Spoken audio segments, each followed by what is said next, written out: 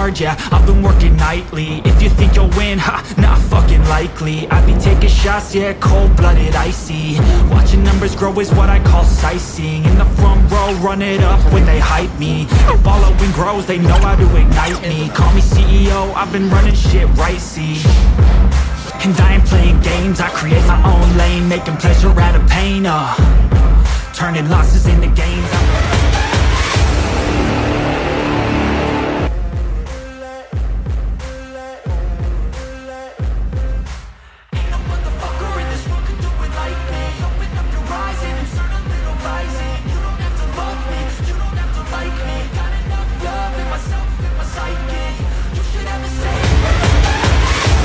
So what's up boss, no? Leos here. Yes, meron tayong dalawang bisita sa channel natin. Yes, this is mga bigating scooter, no? Nandito sa ating channel. Yes, sino ba ang hindi makapagkilala or sino ba hindi mapapawaw sa mga scooter na ito? Syempre, ang NMAX, isa sa mga top scooter iniidolo ng mga scooter, no?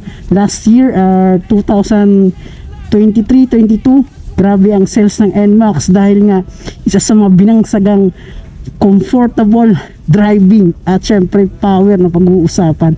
Syempre hindi naman papahuli ang Honda ADV 150. Yes, ito yung Honda ADV 150 na isa sa mga pinapangarap ng lahat na magkaroon. Yes, para sa touring adventure rides, no? Nandito ang ADV. Syempre papakita ko sa inyo yung dalawang comparison nito, no? Alam ko naman, alam ng spec ng isa't isa, pero mas magandang makikita natin ang driving posture natin, kung abot ba.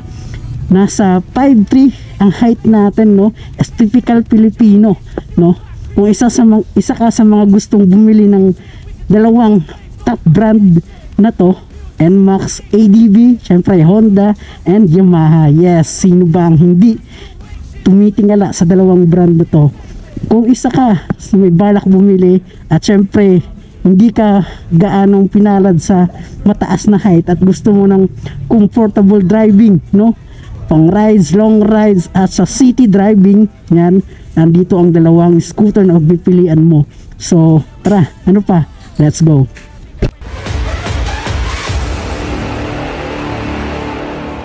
Siyempre, unahin natin ang NMAX, mga boss. Siya, ito yung NMAX talaga, isa sa mga sulido, no? Sinasabi mong NMAX ka, siyempre parang yayamunin ka na talaga sa baryo nyo or sa barangay nyo. Pag naka NMAX talaga, pupugi. De, joke lang. Siyempre, ito yung sa mga best scooter, no? Dahil nga sa spec ng motor na to at comfortability sa pagdadrive, city rides or long rides naman, yes, NMAX, so powerful. Nandito sa atin NMAX is hindi pa to naka ABS, no? Standard dual disc brake lang to, harap at likod. Na edition na ito at ito ay nakulayan na, ibang kulay na siya. Dating matte black to, ngayon ang owner nito, no, si Sir Fred, maraming salamat sa pagpahiram sa atin, pagkumpara, no? Syempre check natin tong NMAX. Kung isa ka sa mga 5'3" ang height at gusto mong mag-drive ang ganitong scooter, syempre tingnan nyo naman, grabe ang lapad ng upuan niya, mga boss. Syempre comfortable dito yung may mga back ride at syempre yung driving at ang lapad, dawak ng foot, ng patungan ng paan nyo habang nag-rides. Extendable yung sinasabi ko dito, talagang relax ka na relax. Syempre itong parts ng digital panel na talaga, logo ng Yamaha, no? At hindi pa to keyless, no? Kailangan pa to ng susi. Yes, syempre kaya mo bang abutin ng ganitong motor? 5'3", check natin. Bawa natin yung natural height niya. Sus, grabe. Headstand, yan, mababa talaga siya, no? Kaya. Okay, sakay tayo. Boom. Grabe ang response, ganda, no? Ang mangyayari, mga boss, 5'3" tayo, medyo baba tayo ng pagupo sa seat. Ang ibang ginagawa, pinaka-flat seat. Pero to, standard. Pero to, hindi pa to nabawasan yung seat niya. Ganito yung magiging driving posture natin. Medyo dapat tayo dito ng konti. Yun nga, kasi 5'3" ang height lang natin. At medyo tip to ako dito part. Ang mangyayari kung mag-stop kayo traffic, gagawa nyo, go forward kayo dito konti at sabay taas ng paa nyo, same as right, katulad naman naka big bike na medyo hindi pinalad sa height, same lang dito rin, ganyan, no? Kayang kaya i-drive at hindi gaanong kataasan ito, especially kung mga 5'3", 5'4" ang height mo, kaya mo i-drive ito. Syempre comfortable, extend ang hand, standard talaga. Pag sinabi mong NMAX mga boss, talagang panalong panalo, no? Dito supporting usual, no? Ito yung starter niya, hazard. Syempre dito yung low beam, high beam at standard na busina, left and right signal light. So yun lang, is the version 2 NMAX mga boss, at hindi pa to keyless. So yun, bali highlight comparison lang tayo ng mga boss. Sa mga gustong kumuha ng NMAX soon, i-drive natin to, itatas natin to kung isa sa mga top 1 talaga na comfortable na scooter, itong NMAX, Yamaha NMAX. Tara, let's go. At syempre mga boss, no, ang Honda ADV naman, isa sa mga gusto ng ganitong, kung gusto mo talaga ng adventure, no, dual sport rides type, no, palubak, any kind of riding posture na gusto mo, yan, dito ka sa Honda ADV. Isa sa mga pinapangarap ng mga boss natin, ang Honda ADV. Syempre iset natin to kung talagang abot natin, kaya tayo naka 5'3", so medyo malaki talaga siya, at malapad na rin yung kanyang passenger seat, pero hindi katulad doon sa NMAX talaga na alapad. Ito medyo aggressive ka ng konti, tapos ang laki na dito sa gas tank niya. Syempre this the naked handlebar, no, formang forma at relax katulad ng KBB 150, pero syempre this is the original, no, Honda. Ay madam, sa pag chinik mo to, yan, bawa natin ng konti, this one, okay, ganyan yung ground height niya. Syempre aabot ba tayong naka 5'3" dito? Medyo malaki siya ha, check nyo, medyo malaki to. Syempre sakay tayo, okay. Oh, medyo ito talaga tayo dito sa motor na to, no? So natin side stand, so ito kung magiging driving posture natin, medyo tipo na talaga ako, yun, no? Tinatapakan ko, yan 5'3", 5'4", medyo tipo talaga kayo dito.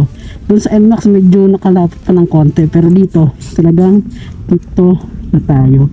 Kaya bang i-drive? Yes, kayang i-drive, pero dapat handa kayong nakahanda yung mga paa nyo pag biglang stop, biglang traffic, ganyan. Pero kaya nyo manageable i-drive ito. Pag di natin yung paa natin, yan, ito yung peg nya, yan, medyo hindi malapad kasi may excess labas yung paa natin, sapatos natin. Hindi katulad sa NMAX na ang lapad, buong shoes dapat na lapad, pero dito hindi. Same as here, yan, hindi, parehas lang, pero relax ka pa rin yung driving posture nito kasi naka street handlebar ka, pero ang ganda ng shock response nito, no? Kahit kasi syempre ang dual shock nito is shower, no, branded talaga. So yun, same as this to, naka digital lang lahat and minimalist lang talaga ang Honda ADV na parang futuristic, no, parang robot ang style niya, pero kayang i-drive mga boss. Pag Honda ADV 150, syempre mayroong 160 nito, itong model natin is 150. syempre dito is idling stop, hazard, starter, and busina, left and right, high beam. So dito pa lang napakaangas na street like talaga ang datingan nito dahil sa naked handlebar niya, at syempre malaki at ang taas nito kumpara sa Yamaha NMAX. Pero kung kayang-kaya, yes, kayang-kaya i-drive to ng 5'3", no, 5'3", yan, dito ng konti, pero same as pag nag-maneuver ka ng big bike, pag right tayo mo tukod, yun ng konti, same as dito kabila. So yun mga boss, bali is the comparison kung balak mong bumili or may balak kang bumili ng ganitong motor, Honda EDV and Yamaha NMAX. Siyempre napaka-pogi ito mga boss, solid ang kanilang performance in terms sa scooter category. Maraming bumibili. Siyempre wala ka na masasabi sa ganitong brand Honda at Yamaha ng mga boss. Kaya yun, hanggang dito lang vlog natin. Soon sana pahiramin tayo, test drive natin along the city. Pero sa ngayon, yung comparison lang, ipakita ko sa inyo ang kanilang pagkakaiba. Siyempre, pag sinabi mong NMAX, comfortability and power, no?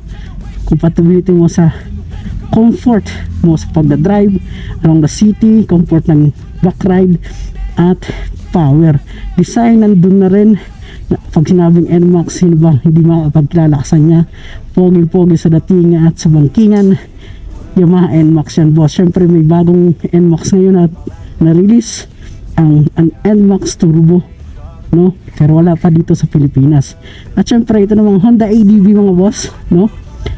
Mas malaki siya sa NMAX at napakataas niya tingnan. Syempre isa sa mga kategory ng adventure scooter, no? Parang katulad sa XADV, small version lang ito. Pero kung kaya bang i-drive, yes, kaya nga i-drive mga boss. Honda ADV, napaka-pogi tayo, no? Parang sa Skygo, no? So yun, that's it mga boss. Maraming salamat pag sumaybay. Kayas here. Whoop. Peace. And when we think that the world is too anxious, we'll adapt, evolve, survive, and save it. What keeps you up at night, yeah? Make all the demons quiet, yeah. We were built to thrive, yeah. I think that we've all had enough. What keeps you up at night, yeah? Make all the demons quiet.